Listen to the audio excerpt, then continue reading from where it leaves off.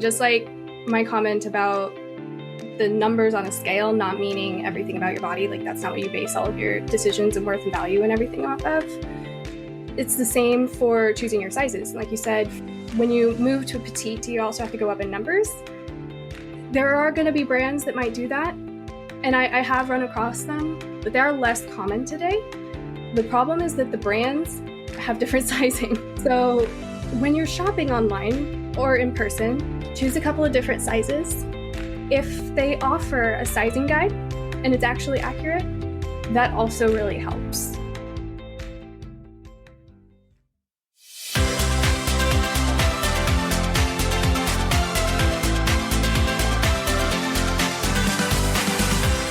Hey there, I'm Amy Connell. Welcome to Graced Health, the podcast for women who want simple and grace-filled ways to take care of themselves and enjoy a little chocolate. I'm a certified personal trainer and nutrition coach who wants you to know your eating, movement, and body don't have to be perfect. You just need to be able to do what you're called to do. One of the things I've been trying to do more as of late is to serve women's groups and associations by speaking this graced health message of taking care of ourselves so we can fulfill our purpose, do what we're called to do. The words I use depend on who I am speaking to, whether it's more faith-based or secular. And if you're interested, you can go to amyconnellspeaks.com and see my entire speaking website. But a few months ago, I had a local engagement and I had a friend there. So I said, hey, can you take a couple pictures for me so I can use it on my website and all of this? Now, I don't know if this has ever happened to you, but she sent me the pictures, did a great job taking the pictures. And when I looked at that, something in the outfit just looked off. I still can't say exactly what was off. I could just look at it and I thought something is not working here. Now, had I been in workout attire, I'd feel great. I spend much of my day in athletic clothes. I feel more comfortable in them. I feel better. I feel confident in putting myself together. And it's simple, like leggings, top, sports bra, shoes if I'm outside. Like, bam, I'm done. It's super simple. But ask me to put something together to speak or to network, and that's a different story. I've been out of the traditional workforce long enough that I just feel shaky in what's in style or appropriate. Leggings in my current job, appropriate. High-rise office building? Perhaps not. When I met today's guest, Katherine Suzette, at a local networking event at which I only felt moderately confident in what I was wearing, I reached out later to learn more about what she does. I don't do anything high profile, but I do want to feel good and not distracting in what I am wearing.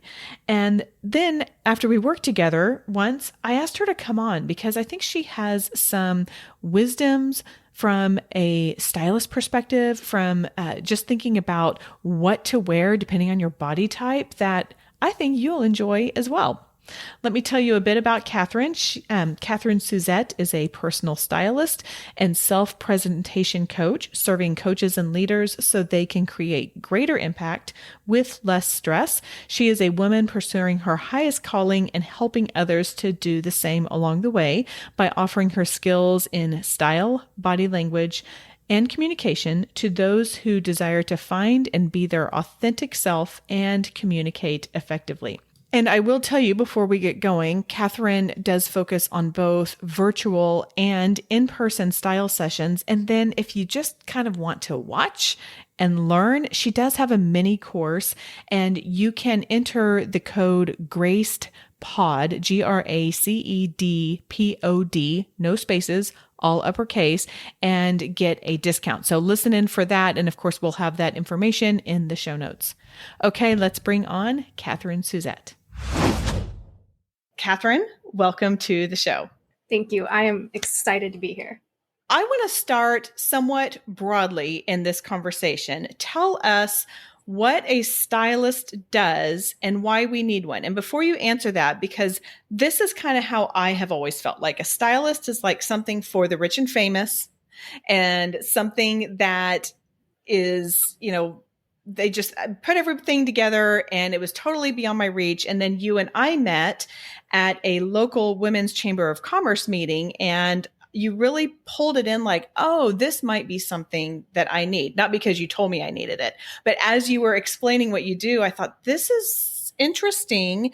And this might help me in communicating my own mission and values. So going back to the question, tell us what a stylist does and why we need one. That is a great perspective and a great jumping off point because it is accessible to everybody. However, every celebrity and super famous person probably has a stylist. So you're not wrong, but there are a lot of options for those of us who don't consider ourselves to be of that particular status. And I will say that a stylist, our main job is to take image goals that a person has and make them reality. And that generally means going through a person's wardrobe and helping them to identify problem areas or gaps or ways to explore and show up a little bit more authentically and in the ways that match their image goals.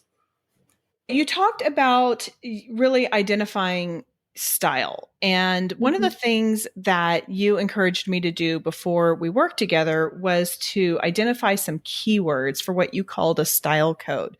Now, I have to admit, I was like, I don't feel like doing this. But I did because I am a rule follower. And I found that that was very helpful when you and I actually got together face to face and started drilling down. So tell us why it's important to pin those keywords down to figure out our style code, and give us some examples too, if you don't mind, of what those might be. I use a style code personally with clients to guide me. And so therefore it's less about the words for the human finding them, and it's more about the guidance. Just like you said, you're a rule follower, so it gives you that option. However, I have some clients who use their style code in a little bit of a different way, and I tend to tell them to use it a different way because this is where the coaching comes in handy, is that I can identify who needs it in this way. They use them as affirmations and goals and encouragements and things like that. So it's less about the rules for some and it's more about the rules for others. But what it does do is it gives us options to explore that goal, that image goal, and our deeper desires. And I mentioned a few minutes ago authenticity. It's so hard for so many people to figure out what that means for them. But having and exploring a style code and also being okay with the evolution of it, that it changes, is very helpful for those of us who need to bring in some more authenticity to our message. And like you said, I serve leaders and coaches in different ways, and authenticity is our main seller these days. People want to know, like, and trust us, so we need to show them who we are. So style code helps us to identify those things and kind of gives us permission to explore them in a way that we may have never thought of before. I love that. I think that was really helpful. And in fact, while you were talking, I thought, you know what I should do is I should pull up my style code and the words that I did, because I think if nothing else, it's just fun to share them. So I don't know if you remember the ones that you and I put together, but you talk about authenticity, and that was the first word that I think I gave you was authentic. And then I did relatable, simple, athletic, and I think maybe you added in natural, which is a very fair word to add, because I am not, I mean, again, like this whole concept of using a stylist seems strange to me. However, what I like is that you were able to help me zone in and pull out all of the excess stuff to really focus in on the things that do communicate that for me when I am specifically speaking, because that's why I wanted you to help me, is I get on stage and I take pictures and I'm like, this just does not work out well. This is not, so I needed help with that, but also just kind of communicating that. So I think that was really helpful. I was wondering, I'm going to kind of pull this off the cuff. I know you have shared in the past your words. Do you mind sharing one or two of your style code? Oh, sure. Elegance is an almost constant one for me, because even when I'm not dressed in the very typical elegant manner, like people tend to relate a lot of modesty with that. And for example, while all the main bits are covered here, I am displaying a little bit more than I may normally with my shoulders being exposed. I still think this is very elegant because when you look at the full appearance, it's all put together in a very polished and intentional way. And the human inside the clothes is also incredibly elegant. And that's the other part of the style code that gets into my communication coaching stuff. But I use the word elegance for myself most often. And then the other one is eclectic. And I use that because my style has evolved so many times over the years that I went from very gothic almost in high school to this. Like I'm not wearing a little bit of black right now. I am not wearing any. And that evolution was hard to give myself permission to explore. So by saying that I am eclectic, I give myself permission to be in that realm of exploration. Like many people, I also want to be approachable and relatable and all of that. But those are my two most consistent words. Well, I would agree with that just in my time with you. And just for those listening, so we do have this on YouTube, and you can go see what Katherine is wearing on the top, which is this really pretty coral off the shoulder.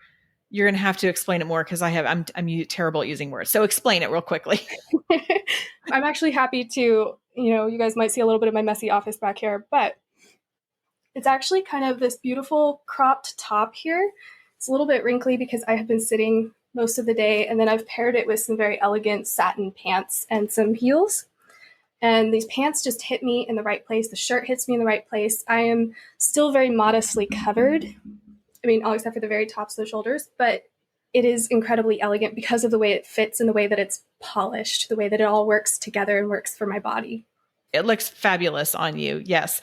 And while I would not gravitate toward a crop top, it looks fantastic on you. And the colors also are great. Okay. So let's talk about, now that we've kind of talked about some style codes and some words. And so I'm hoping that if you're listening, you're kind of thinking about, well, what would my words be? And Katherine, I think you would agree when I say it might just be worth a minute to pause this and just think about it. Doesn't mean those have to be the words that are with you forever, but just kind of start thinking about how you might start to pull that in, which would lead into the next question, which is how we can take those words and exhibit our personality in our style. I guess I'd want to kind of hit that a little bit from a different angle in that every time you present yourself, whether to yourself in the mirror or to another human, you are showing some aspect of personality. There is a message there. Whether or not it is your personality is up to whether or not you feel well represented in it. When you go back and you look at those images that you said you would get from your speaking engagements and things, you don't feel like that was consistent with who you are or the message you wanted to represent, correct?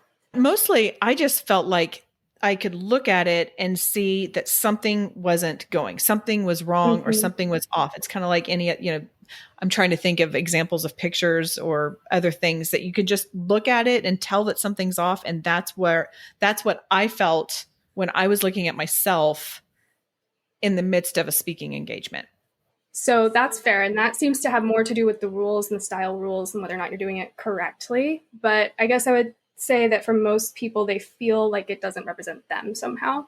For that person who doesn't see themselves, their personality represented in their image, then I would challenge them to find where that inconsistency seems to be coming from.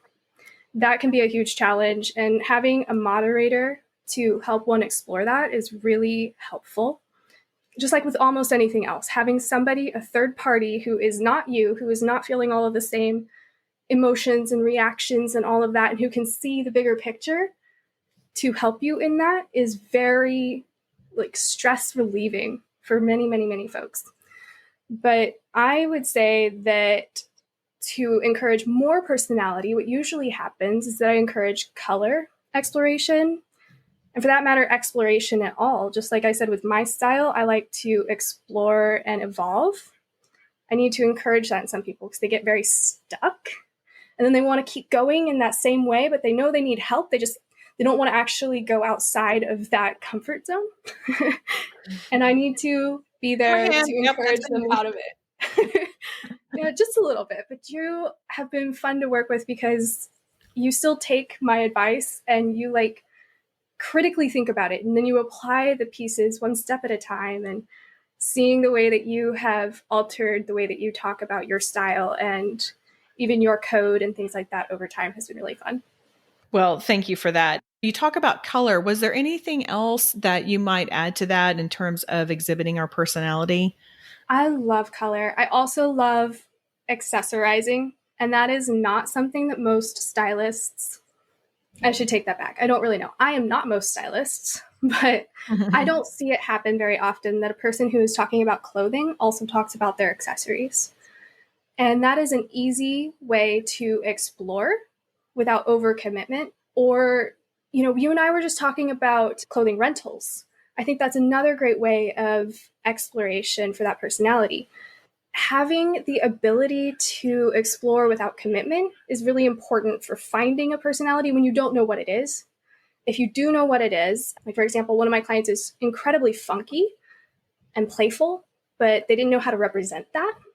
Having somebody come in and tell you how to find that and find the pieces that light you up, that you're like, oh, oh, oh, in the mirror, that's what you need to do. You need to find that person who's going to help you with that. When you were talking about having a third party in, I thought, what this is like a clothes therapist, like having a third party say, okay, well, this is what I'm hearing you say. And so let's put some of this together and make it work for you. Now, I know this next question is a hard one because we have different body shapes, we have different body sizes, we have different body heights and different colors in our skin. And the list is quite endless. So I get that. But I was wondering if you could share 2 to 3 just style tips that we can take with us next time we shop, keeping in mind that most of my community are women in their 40s, 50s, 60s. We either, let's face it, a lot of people are shopping on Amazon now or actually going in person or the clothing rental, but something that we can think about next time we are picking out some clothes to explore and maybe to experiment with. Yes, I always have advice on this one. Let's start with shopping online because this is something that people tend to ignore. They see a good photo or even a body type that is similar to theirs in the advertisement, and they're like, oh, I could wear that. Or the color looks just right. And I know color is a big deal for you, finding your correct tone and value and all of that in your color. But the virtual space gets that wrong a lot of the time. And it is incredible what we can do with our editing techniques to make things look right on a body that is not ours. So, especially with something like Amazon, pay attention to reviews. And that is where the exhaustion comes in. Then you have a lot of decision fatigue. And then you decide, I really wanted to buy something and now I'm just over it. I am done. I am putting the computer down. I'm not going there again. It's the reviews. They are incredibly important. And if you buy something and you review it, it is helping somebody else because seeing it on somebody else's body or seeing the quality is really important. Now, that said, when you're shopping, whether online or in person, something I want to encourage is higher waisted pants. I know, and that because a lot of us grew up like in the 80s and and it's like, no, we don't want to go back there. But I'm listening to you. In high school, I refused pants that were not low cut. And it was such a bad decision for my body. But at the time, that was the style. That's what I liked. That's what I felt the best in. That's what I was most confident in. So I get it. But thank heavens I explored out of that and saw my body in a different shape and was like, oh, this is why we wear high-waisted pants. But especially for women who want to accentuate their feminine profile, wearing a higher-waisted pant brings their waist in right where they want it to be. And that is also why I encourage the crop tops, or at least tucking in a top, whether it's just a little front tuck or a full tuck or a side tuck or tying a bow knot, whatever, something to accentuate that waist, that natural waistline is your best friend. And that is a great way of shedding 10 to 15 pounds without without actually doing it, but you look like it and then you feel like it. And when you feel like it and you feel really good about your body, you are that much more likely to actually lose that 5 to 15 pounds, which is a fun psychology trick. People are surprised all the time by how much I weigh. And like, I know it's not about the number at all. So I've only weighed myself like once or twice a year just to like check in. Knowing that number and then like seeing my body is very different because I dress it correctly. So higher waisted pants, check reviews, explore crop tops and accentuating your waist. I'd say that as far as crop tops and things go too, I want more women to explore petite cuts for their upper body. That just means they're a shorter cut and that the seams are more likely to be around their natural waist, like in a blazer. It's more likely to be cut in the correct place. But explore. So as you're saying that, I'm thinking, that's probably something I should think about. I'm 5'4", so I've always been on that borderline with the petite. When we do that, do we need to alter our size at all? Like go up a size if it's petite, or how does that work? That has more to do with the brand than qualifying it as petite or regular or tall. It's like if you're super long-legged, you're probably going to want to look at a tall pant, but I still recommend looking at a petite top. And if you are super long torsoed, then you could go regular or long. But most of us women are petite waisted. Our hips are really high and our rib cages come pretty low. So we have this small window for our natural waist, and that shortens just the torso area. Even if we look like it's taller, it kind of shortens us, and we want to find our seams and everything that has a cut in it, like where pants and tops meet. We want that to be as close to that natural waist as possible to give us that feminine profile in our shape. So it's all about accentuating that feminine profile, for sure. What about women who will carry more of their weight, like in their torso area? So what kind of suggestions would you have for a body shape like that? That is a fantastic question. And the answer doesn't change that much. So I have worked with some more rounded women in particular areas, and they are very uncomfortable with that fact. But finding a way to create a silhouette in the eye of the viewer, whether that's them viewing themselves in the mirror or somebody else seeing them, is the factor here that you want to put emphasis on.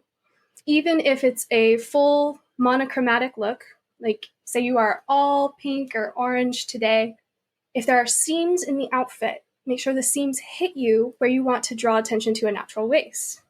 Whether or not you've had 3 kids and you haven't ever lost the extra weight from that process, or you're post-menopause, you've had a couple surgeries, you're always getting through life and you're not doing as much for your body. But clearly, if you're here, you're starting that process at least.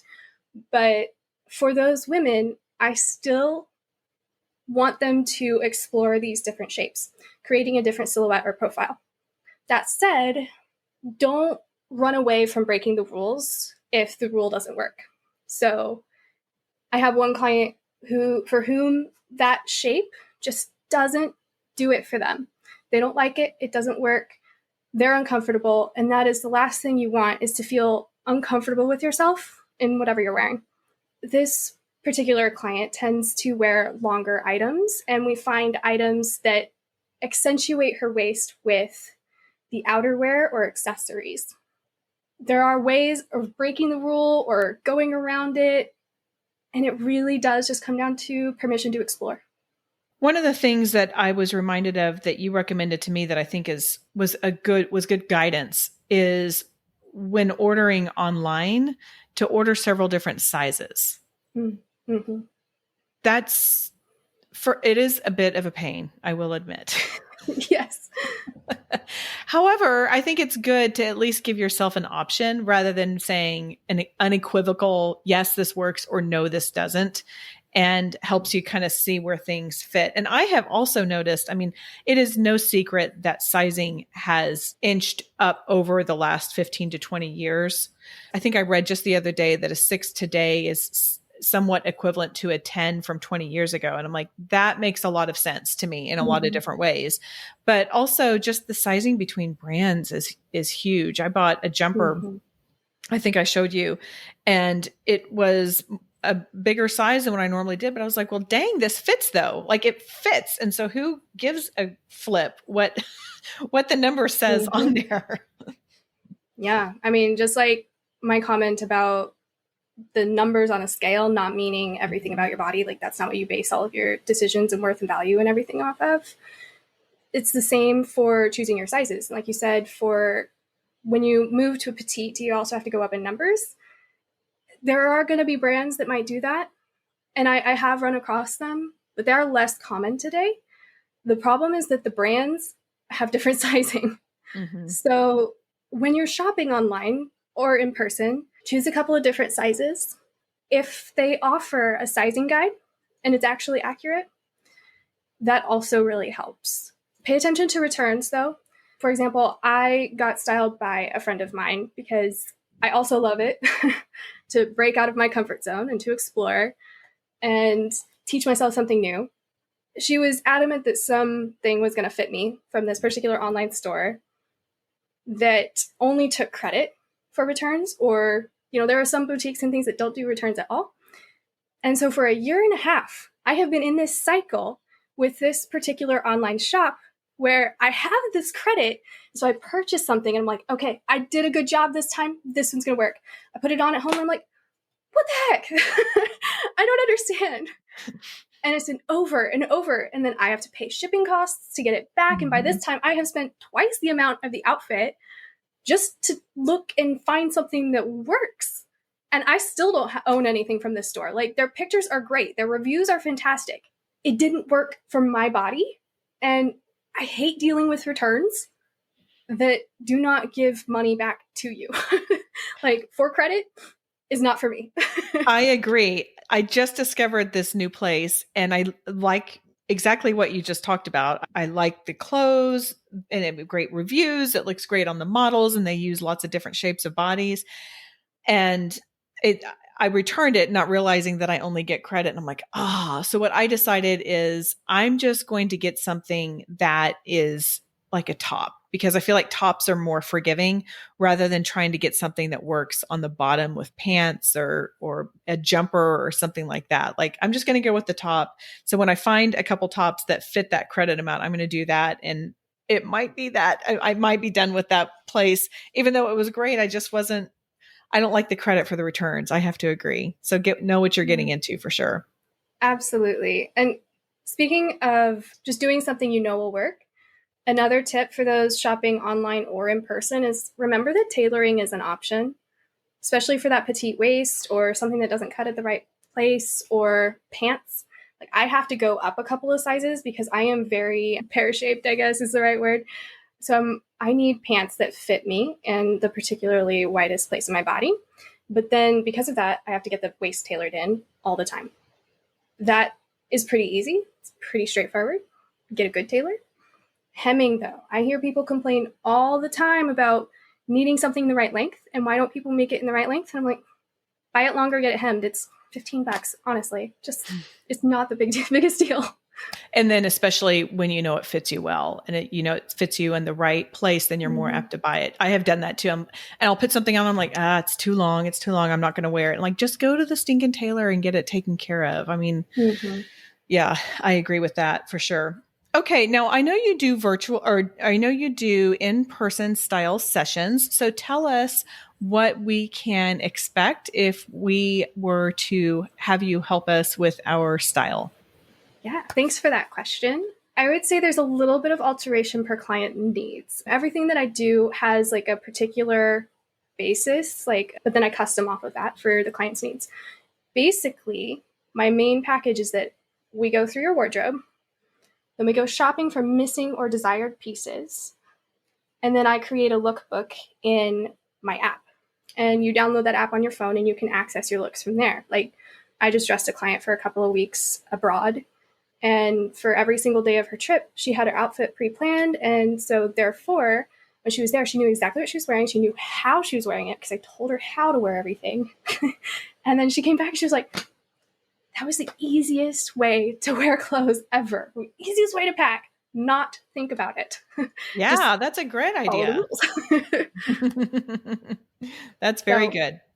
Now, do you do virtual sessions at all? How do I do. Yeah, they work a little bit differently because of the returns, and my clients will have to buy more upfront in the multiple sizes and then deal with the returns. Okay. Now, if we're doing virtual and I am relatively local, then I can run by and handle the returns.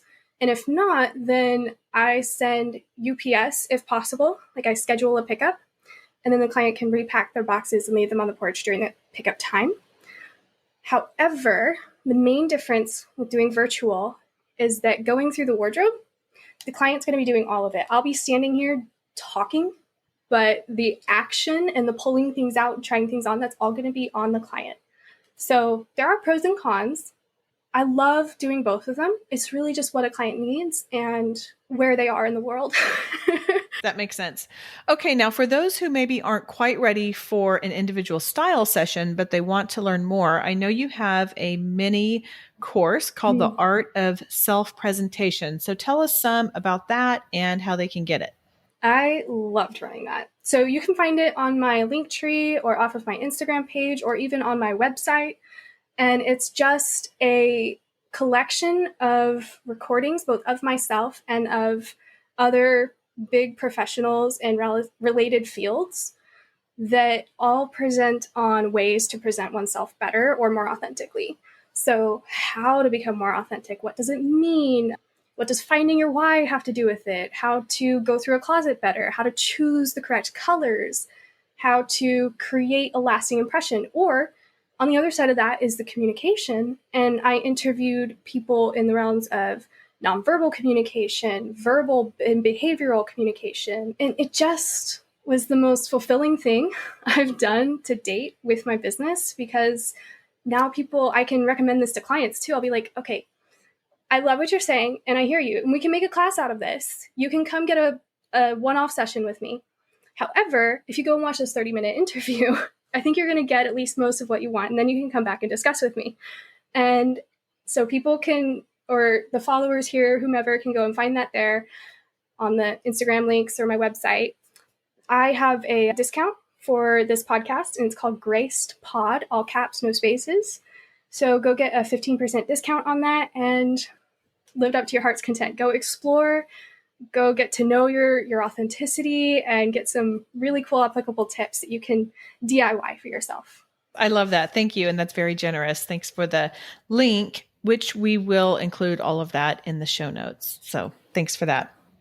Okay, I have a couple questions I ask all my guests. Number one is I enjoy learning about people's tattoos, because I found that when people choose to put something on their body for the rest of their life, they often have a meaning behind it.